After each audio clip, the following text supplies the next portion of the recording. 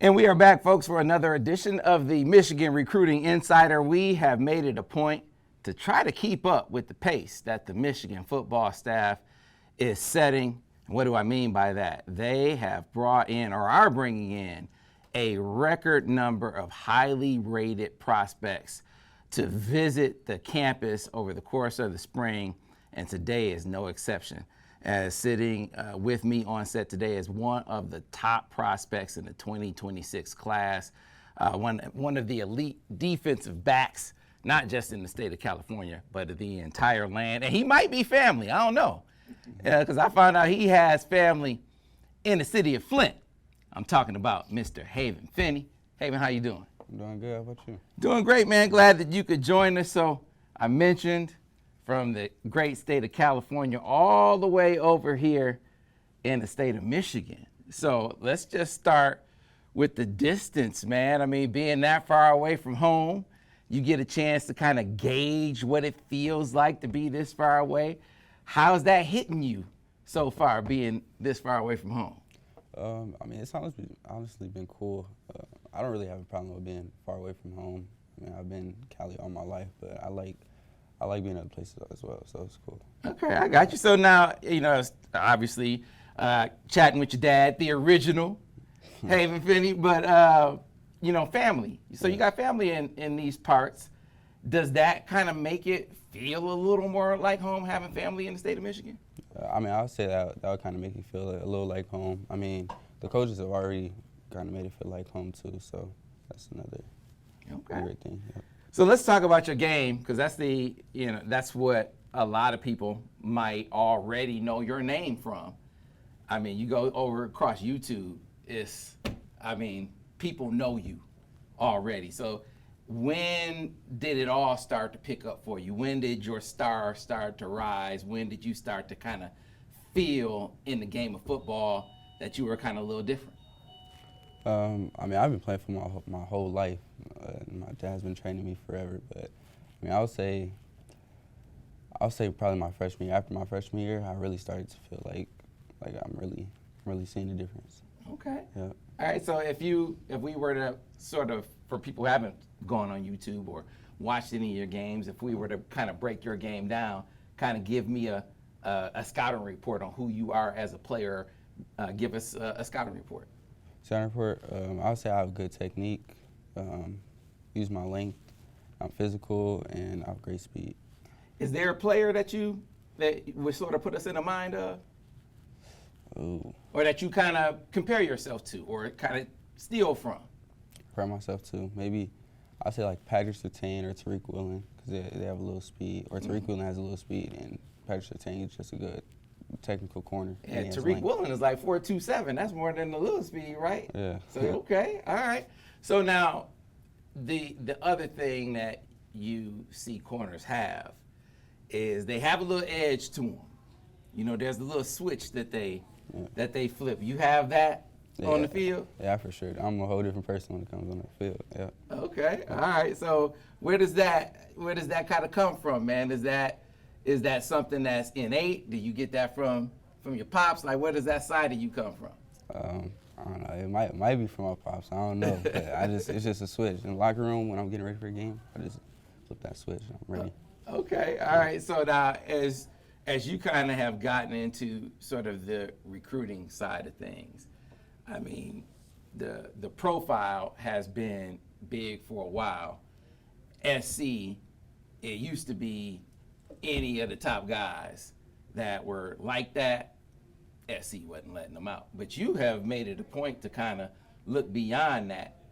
What was it about you that made you look beyond SC? Because you grew up an SC fan, right? So what is it about you that made you look beyond SC?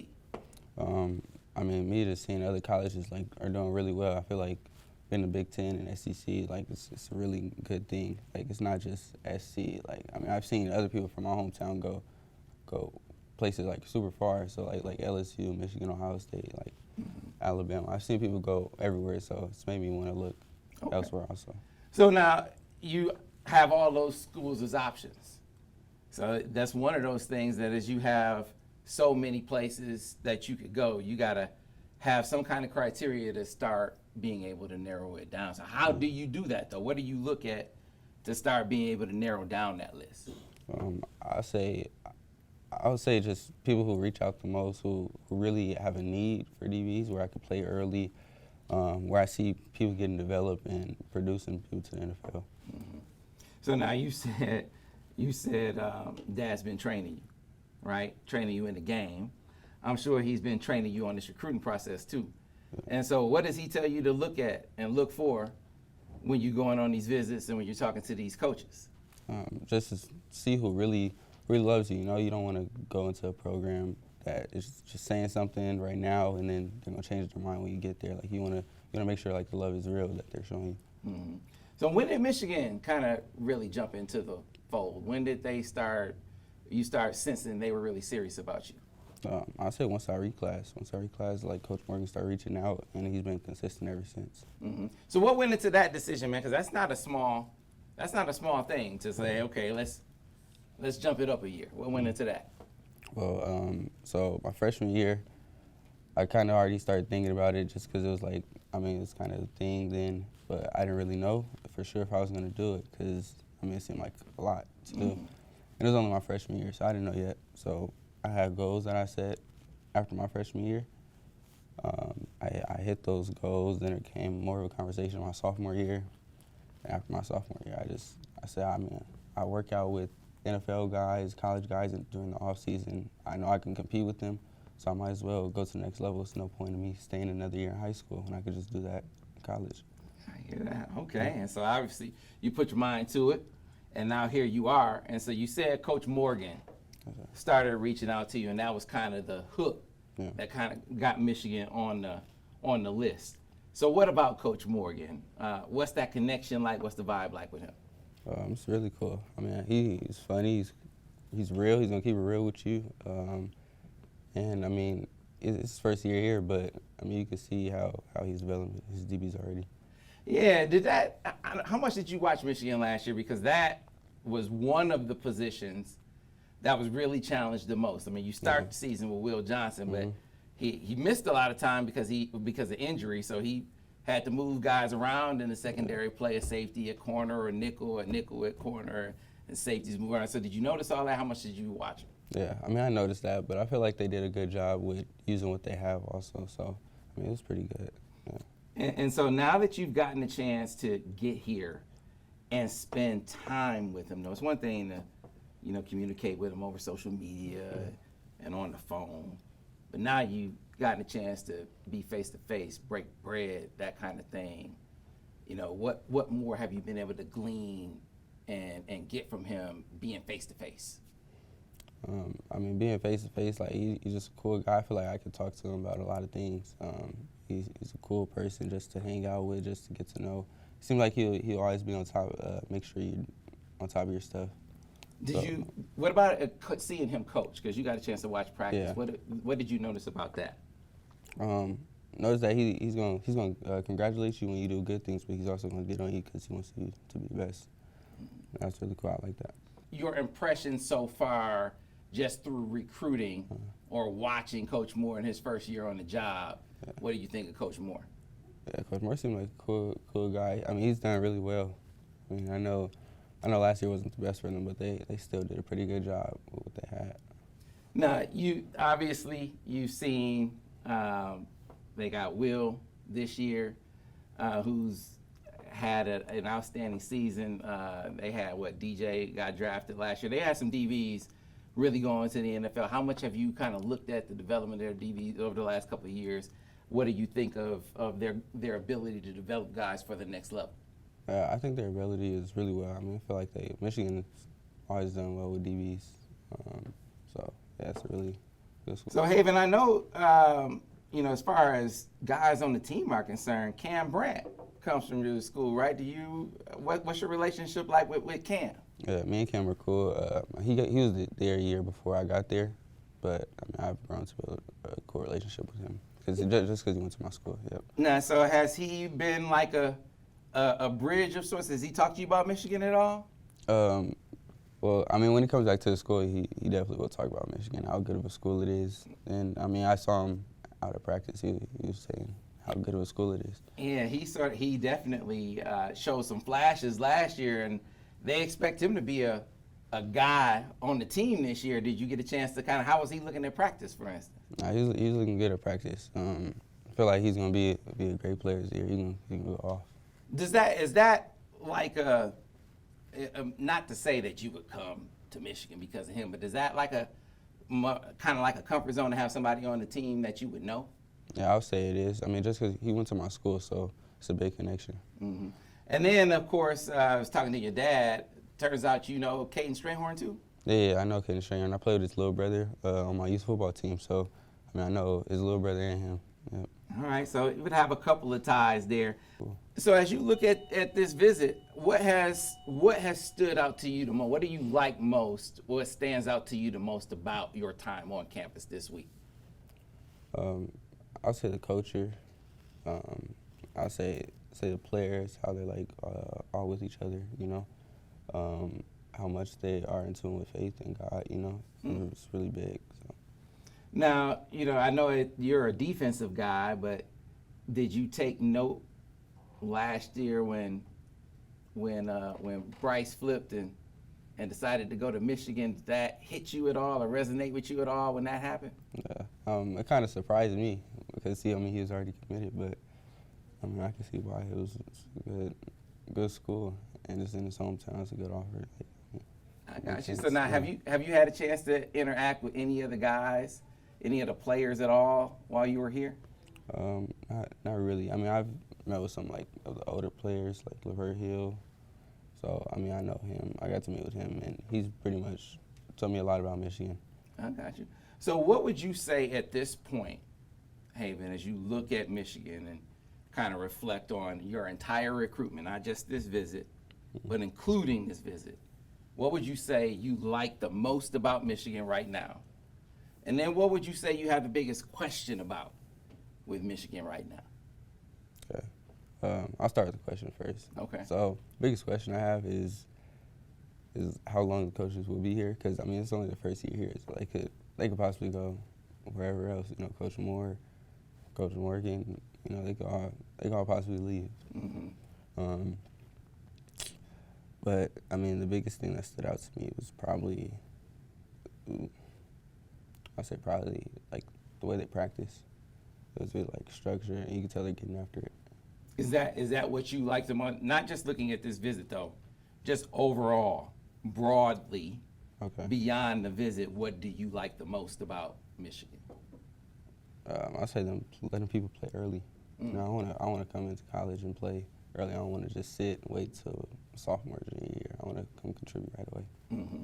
We were talking about in the scouting report your game and influences and who do you take from and pattern yourself after. And you mentioned Pat Surtain was a guy that you kind of looked at. I can't remember who else you mentioned, but I know in talking to your dad, one guy he mentioned was a guy who when I was at Michigan, when I first saw him, I remember being in African American Studies class. He walked in, I was like, man, that dude is on the team. Like, you just knew he was a guy, and it was Charles Woodson.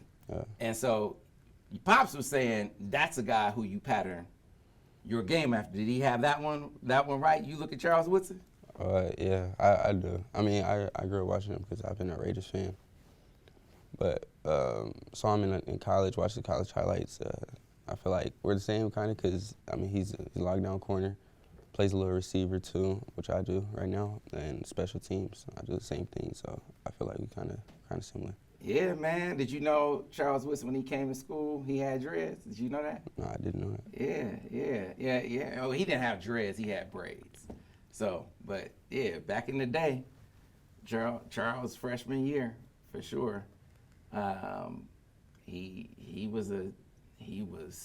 looked like a grown man as a freshman and has a different game. So you got to be a student of the game if you're going back to watch Charles Woodson. So that is impressive to say the least, and looking forward to getting a chance to get out there and see how you look like that. So where are you at now, height, weight, 40 time, as far as your measurables at this point?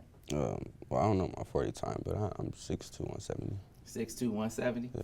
Okay, and then as far as, 70, your big time sort of matchups, if we were to pick out your best games from last year as far as matchups were concerned to kind of really see you doing your thing, what game should we go back and look at? Last year, say Mater Day. That was a good game. Bosco, they had some good receivers too. Okay. I'll say most of the games we played. You say, check the whole profile. Punahou last year, they had a good receiver. I played against good receivers basically the whole year. Man, say check my tape. Drawing away from any school, when you get ready to sit down and pick a school, what are going to be the biggest factors in that choice? It's going to be my relationship with the coach, where I can get developed, where I can just build relationships outside of school, and where I can get on the field as soon as I can. Mm-hmm. Yeah. And you say, and distance from home is not going to play into that at all? No, distance doesn't matter. Yeah. Okay. And so, you said that your childhood fave is not going to play into that. USC being your childhood fave is not going to play into that at all. Does the fact that you've known them longer, and I wonder, do you feel like do you have the strongest relationships with the coaches at USC at this point? No, I actually don't. I got the offer from USC my freshman year, and at the time I couldn't really talk to the coaches anyway. And Coach Dante was there. I couldn't even talk to him really, so then he left. And I just recently started talking to USC again, so I don't really have a relationship with the coach. I'm just starting to build one. Gotcha. Yeah. Makes sense.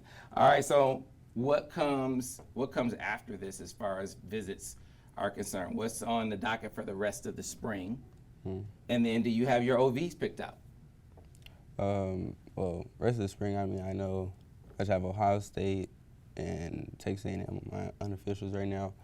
And for OVs, I have LSU and USC right now, but I'm planning to do Michigan as well and other schools. Okay. All right. And so, we talked about your dad. Now, family. This is one of the things I really like to do. When you get ready to make that decision, how big of a collaborative process is it going to be? And here's what I mean by that. Some guys, when they get ready to make their decision, they sit at a table like this with the people in their circle, and the decision is like this. We're all sitting at a table and we make the decision together. Yeah. Other guys, they sit at the table, they get the feedback from the people in their circle, and then they go and sit off and make the decision. How do you think it's going to go for you? I feel like it's just going to be, my family, really. My mom, dad, sister, they know what's best for me, so. Now, if at the end of the day, you decide to be away from home, do you think it's going to be one of those deals where, for a lot of guys, man, it's one of those situations where for them, being away from home is almost one of those situations where, especially in the day and age of NIL, that's a part of the NIL discussion. It's like it's an easier part of the situation now because NIL can be an accommodation part of the conversation. So it makes it less of an issue now, the distance with NIL. Yeah, that's true. It does make it way easier for parents to come see me, and I love that because I love my family. They always support me, always have been supportive of me. So that's really big. That was sort of a bridge into that part of the conversation. The NIL part of the equation, you didn't mention that in your criteria. How big will that be in your decision making process? That's not that big to me. I'm here to play football at the end of the day, and I'm trying to get to the next level. So, I'm not really worried about that. Of course, I want something, but it's not like a big factor. Making a decision. And then timeline. You have a timeline for when you like to make your decision? Are you gonna wait till like close to signing day, or? Nah, it'll be before my season starts. Before the season starts. All right. And so I guess we can wrap things up with two things. Number one, no guy in this process gets here by themselves, man. And so I like to allow guys the opportunity to really reflect for a minute and talk about how on this grind, on this journey, you have had a lot of people help you get here, grind with you, and gonna continue to grind with you and hold you down, hold you up, like your parents, like your coaches, the people in your circle who helped you get here. So this is your opportunity to really shout them out. I mean, first of all, I want to thank God. Then I want to thank my family. They've always been supportive of me. I mean, I have a lot of coaches and trainers, so I mean, I can't name every one of them, but thank everyone that has helped me get this far. I feel like they helped a lot. Yeah, man. And it's if we were to come out and watch you play, give us a couple of games that we should circle on the schedule to come out and watch you do your thing. Okay. And I'll say first game against J. Sierra. It's a big game because it's a Trinity League school. Who else? Punahou. It's a Hawaii team. Pretty good. They have a good receiver. I don't know. Usually our playoff games are good, though, because we play all Trinity League schools, though. Those are the biggest games. We play, like, Mater Dei, Bosco. Okay, so, yeah, playoff games are always going to be good, but regular season games, you mentioned. All right. Yeah, we got to come see the show, man, so we're looking forward to it. Well, good luck the rest of the way. Thank you. Haven, and we'll definitely be checking for you, man. Yes, so waiting to see you do your thing. Yes, sir. All right. That'll do it for another edition of the Michigan Recruiting Insider.